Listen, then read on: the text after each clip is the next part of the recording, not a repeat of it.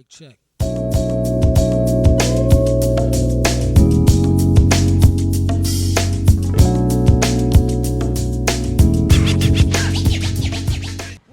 Halo semua, perkenalkan nama saya John Esther Gabriela Pardede. Saya dari kelas 10 PSP 3. Dengan guru pembimbing saya, Mem Imelda Manalu.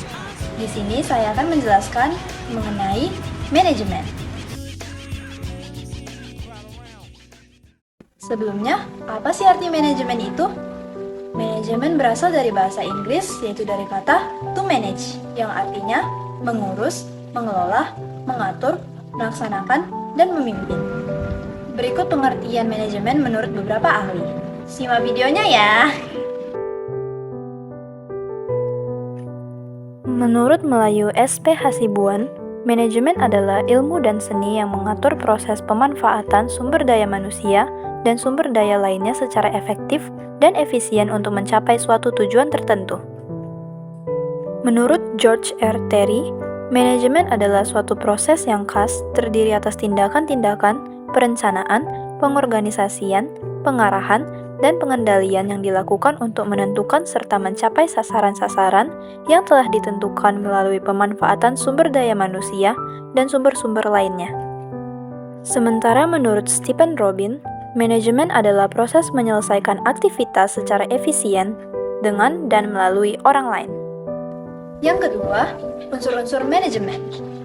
Menurut George R. Terry, dalam bukunya Principle of Management, manajemen terbagi atas 6 unsur, yaitu yang pertama adalah manusia, yang kedua adalah uang, ketiga adalah bahan, yang keempat adalah mesin, kelima adalah cara, dan yang terakhir adalah pasar. Yang pertama, man atau manusia, merupakan unsur paling penting dalam kegiatan manajemen. Tanpa adanya manusia, suatu organisasi tidak dapat mencapai tujuannya. Yang kedua, money atau uang, dibutuhkan oleh manusia untuk melakukan kegiatannya sehari-hari. Dalam suatu organisasi, uang dibutuhkan untuk membeli bahan baku, membayar tenaga kerja, dan sebagainya. Yang ketiga, materials atau bahan, suatu barang dihasilkan dari proses produksi. Untuk dapat melakukan kegiatan produksi, diperlukannya bahan baku. Yang keempat, mesin. Dalam mengelola bahan-bahan menjadi barang jadi, diperlukannya mesin dan peralatan-peralatan. Penggunaan mesin dapat memaksimalkan kualitas dan kuantitas produksi. Yang kelima, metode atau cara. Manusia memiliki berbagai alternatif untuk mencapai tujuan yang ditetapkan. Metode atau cara dianggap sebagai sarana atau alat manajemen untuk mencapai tujuan. Yang keenam, pasar. Pasar merupakan sarana penting dalam manajemen. Tanpa adanya pasar, tujuan industri tidak mungkin tercapai. Yang ketiga, fungsi manajemen. Fungsi manajemen terbagi atas 4 bagian. Yang pertama adalah perencanaan, yang kedua pengorganisasian, yang ketiga penggerakan, dan yang terakhir adalah pengawasan. Perencanaan adalah penentuan berbagai tujuan dan memutuskan tindakan untuk mencapainya. Dengan adanya tujuan, maka kegiatan dalam organisasi menjadi lebih terarah dan jelas apa yang akan tercapai. Pengorganisasian adalah proses menyatukan orang-orang untuk bekerja sama dan membagi tugas dalam mencapai tujuan bersama. Dengan adanya fungsi pengorganisasian, maka setiap anggota organisasi dapat mengetahui dengan jelas tugas dan kewajiban serta tanggung jawabnya masing-masing. Penggerakan merupakan kegiatan menggerakkan orang-orang untuk mencapai tujuan dan strategi yang telah ditetapkan dalam perencanaan dan organisasi yang telah dibentuk. Pengawasan diperlukan agar pelaksanaan tidak salah dan sesuai dengan apa yang telah direncanakan. Yang keempat, bidang manajemen. Bidang manajemen terbagi atas 5 bagian. Yang pertama, manajemen produksi, yang kedua, manajemen pemasaran, yang ketiga, manajemen keuangan, yang keempat, manajemen personalia, dan yang kelima, manajemen administrasi. Manajemen produksi. Yang pertama, mengelola barang mentah menjadi barang setengah jadi ataupun barang jadi. Yang kedua, tentukan produk, jumlah produk, dan rencana pelaksanaan produksi.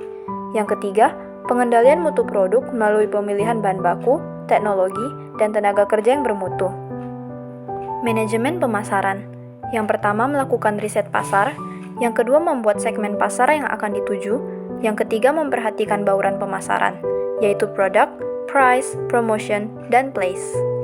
Manajemen keuangan bertanggung jawab atas peroleh dana, penggunaan dana, pengawasan penggunaan dana, dan bertanggung jawab untuk mencapai target laba, dan juga mengelola uang.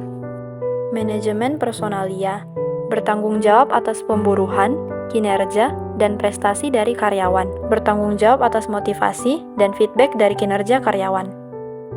Manajemen administrasi mengadministrasikan kegiatan perusahaan, alat-alat milik perusahaan, dan menciptakan dokumen seefisien, secepat, dan semaksimal mungkin. Yang kelima adalah tingkatan manajemen. Tingkatan manajemen terbagi atas 3 bagian, yaitu tingkat manajemen bagian atas, menengah, dan bawah. Yang pertama, manajemen tingkat atas atau top management. Bertanggung jawab terhadap seluruh aktivitas organisasi, contohnya direktur utama, dewan direksi, dan sebagainya. Yang kedua, manajemen tingkat menengah atau middle management. Bertugas mengembangkan rencana sesuai dengan tujuan dan arahan dari manajer tingkat atas, lalu melaporkannya kepada top manager. Contohnya, general manager, kepala departemen, dan sebagainya. Yang terakhir adalah manajemen tingkat bawah atau lower management. Bertugas memimpin dan mengawasi langsung tenaga-tenaga operasional. Contohnya, supervisor, mandor, kepala seksi, dan sebagainya. Demikian yang dapat saya sampaikan. Semoga videonya bermanfaat untuk kita semua. Arigato, thank you, seshe. Bye!